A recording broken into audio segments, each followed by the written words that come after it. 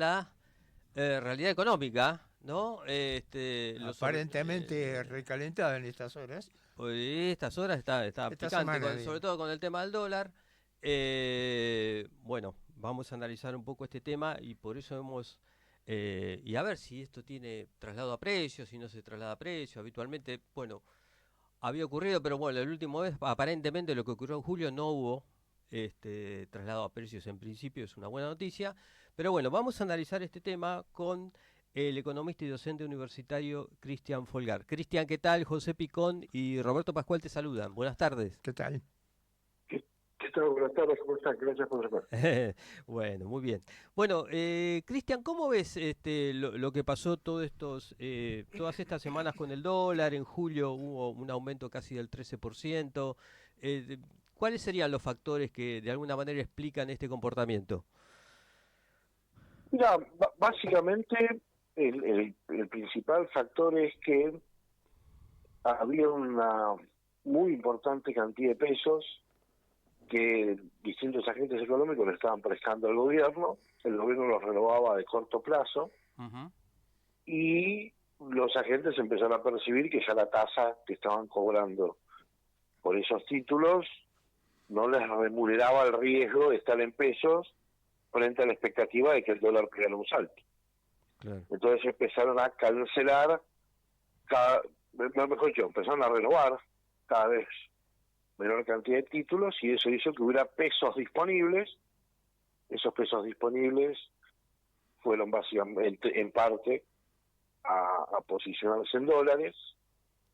Fue muy evidente hace unos días cuando venció una letra del Tesoro bastante famosa, la LEFI, o las Ujú. LEFIs, que Sí. fueron las que se usaron en parte para pasar los pases remunerados del Banco Central al Tesoro. Es decir, el Tesoro tomó deuda que tenía el Central, la tomó a su cargo, emitió un título, y ese título al vencimiento hubo, más que al vencimiento es a la cancelación, es decir, se terminaba el título, el gobierno decía, bueno, no vamos a seguir con ese título, vamos a seguir con otros, Ujú. y en ese pase de un título a otros títulos quedó mucho peso dando vuelta, y eso presionó, Claro. lógicamente, con el dólar, que se aproximó bastante a la banda superior. La banda superior está en 1450 más o menos, Ujú. y casi que llegó a los 1400, todavía no está en la banda superior, pero bueno, de un escenario donde estaba más bien perfilado para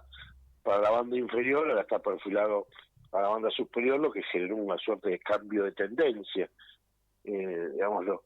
Y bueno, nada, estamos en esa transición en la cual lo que ha terminado pasando es que el Estado se vio forzado a aumentar la tasa de interés de los títulos en pesos, es decir, pagarle más a los que le estaban prestando títulos en pesos para que se queden en pesos. Claro.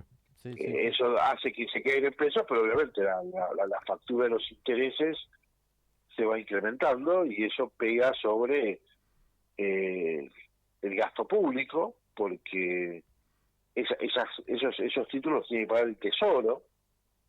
Entonces, al vencimiento de estos títulos nuevos, vamos a tener o que pagar o que emitir títulos para pagar los intereses, que es lo que está viniendo haciendo el gobierno desde hace un tiempo atrás, que al vencimiento de los títulos en pesos, la mayoría de los títulos en pesos, en vez de pagar los intereses, el Estado emite deuda para cubrir los intereses, de modo tal de no sacarle plata a la tesorería. Por eso vemos que tenemos un superávit financiero base caja, ¿sí? De la caja no salen pesos para pagar los intereses, pero el que paga los intereses es la oficina al lado emitiendo títulos. Claro. Hay quien cuestiona el momento en que se decidió cancelar las LEFIs, sobre todo porque se cambia por instrumentos a más largo plazo, ¿no?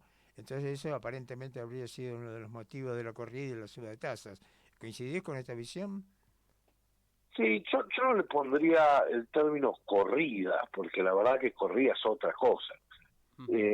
Sí es cierto que hubo un cambio de tendencia en el dólar, siempre lo veíamos más del lado de la banda abajo, ahora está más bien del lado de la banda superior. Yo la verdad la palabra corrida no usaría, no me parece que dé lo que pasó para decirlo como corrida, pero sí es cierto, tú lo que vos decías en la primera parte, capaz que no estuvo bien ajustado el timing de dejar vencer las letras y no haberlas reemplazado quizás un poco antes, que a veces es muy usual.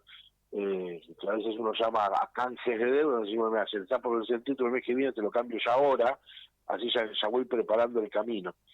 La idea de aumentar el plazo de la deuda es deseable, porque estar teniendo deuda que te vence cada 6 meses, cada 90 días, cada un año, es incómodo desde el punto de vista del Estado, siempre conviene estirar los plazos. Lo que pasa, claro, en este momento de incertidumbre, estirar los plazos, bueno, muchos agentes dijeron, no, yo a tanto plazo no te quiero prestar, yo si te presto menos. Entonces, bueno, eso me parece que es un poco ruido.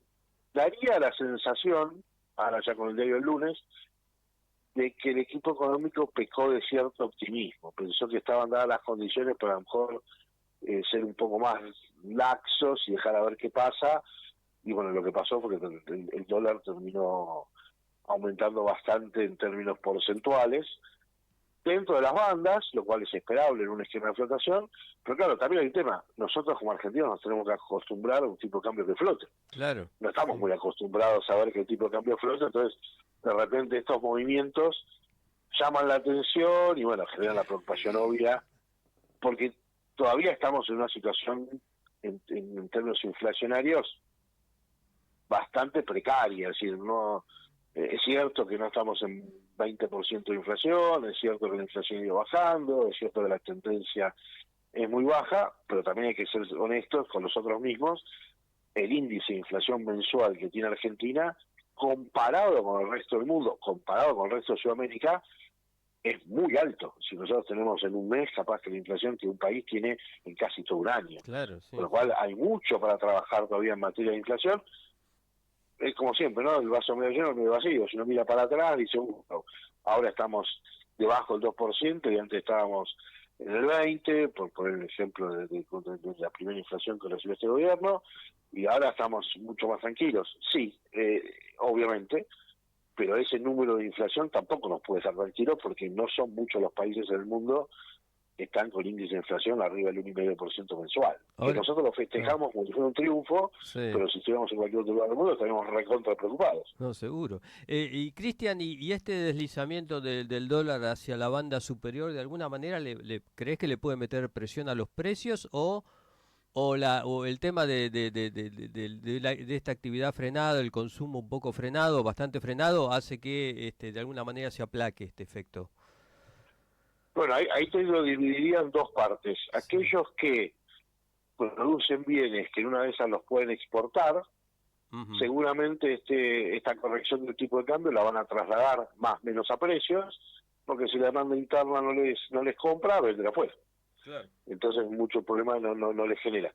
Aquellos que solo miran el mercado interno y que no tienen la posibilidad de vender afuera, bueno, ahí sí, ellos se van a ver en la encrucijada de que se les eleva el piso, pero ellos no pueden mover mucho el techo porque no tienen demanda. Entonces, en esos segmentos es probable que lo que en la jerga se llama técnicamente el pass-through, digamos, y cómo pasa el cambio, la conciliación del dólar, fundamentalmente de las divisas, a los precios locales. Capaz que en esos sectores es un poco más moderado, pero aquellos que están exportando y que pueden colocar sus bienes en el exterior, ahí sí el traslado va a ser bastante más rápido, digamos, más lineal. Uno de los cuestionamientos más que se escuchan más frecuentemente es lo que vos señalabas hace un rato, es que los intereses de la deuda se están capitalizando, de alguna manera se están emitiendo nueva deuda en pesos, y eso muchos lo ven como una inconsistencia medio insuperable del plano económico. ¿Qué decís vos al respecto? Bueno, ese es uno de los grandes riesgos que se venía señalándole al equipo de gobierno desde el inicio. ¿Por qué? Porque el gobierno apostaba y tuvo relativamente éxito en tener un tipo de cambio contenido, a tal punto que incluso hasta podríamos decir que está apreciado. Sí. Pero ese efecto, que tiene buen impacto por el lado de la inflación, también el gobierno lo utilizaba para justamente decirle a quienes le prestan en pesos es, como el tipo de cambio está quieto, préstenme en pesos, la tasa en pesos le genera rentas muy altas en dólares, entonces el gobierno lograba manteniendo al dólar dos objetivos: por un lado un inflacionario y por otro lado conseguir financiamiento voluntario para la deuda pública o para los gastos públicos. Insisto, el gobierno no tiene superávit fiscal en el sentido estricto de la palabra, lo que tiene es superávit financiero base caja, porque buena parte de sus obligaciones en pesos está emitiendo títulos. El riesgo que tiene esa estrategia es, primero, qué pasa cuando se empieza a mover el dólar, y lo empezamos a ver estas últimas semanas. El riesgo es que los agentes dicen, bueno, yo no te presto más en pesos porque ahora se está moviendo el dólar, o pagamos una tasa más alta. Y ahí viene el segundo riesgo, que es esos intereses que se van capitalizando, es decir, se van emitiendo nuevos títulos, bueno, están haciendo crecer la deuda pública, y va a llegar un momento donde los inversores dicen, bueno, pará, yo no te puedo seguir prestando plata para que vos sigas pagando los intereses, porque en algún momento no te va a alcanzar para pagar los intereses. Entonces, por un lado, el gobierno tiene que cerrar ese frente, todavía no lo ha hecho, y en parte, bueno, es un poco lo que se ha visto esta semana. Es decir, el riesgo que tenemos de tener mucha deuda en pesos y que se capitalicen los intereses es que esa deuda en pesos cada vez es más alta. Claro. Cristian, y crece más rápido que la inflación encima, porque la tasa que le tenés que pagar es no menos, en las últimas colocaciones, la tasa que se paga por esos bonos es más del doble que la inflación mensual, con lo cual uno dirá, bueno, pero si la deuda crece en pesos, pero menos que la inflación, se licúa. Bueno, no es el caso. Esta deuda no se licúa porque crece más rápido que la inflación. No, seguro. Ahí el ministro Caputo habló de que uno de las circunstancias, de los efectos que generó esta subida del dólar fue el ruido político.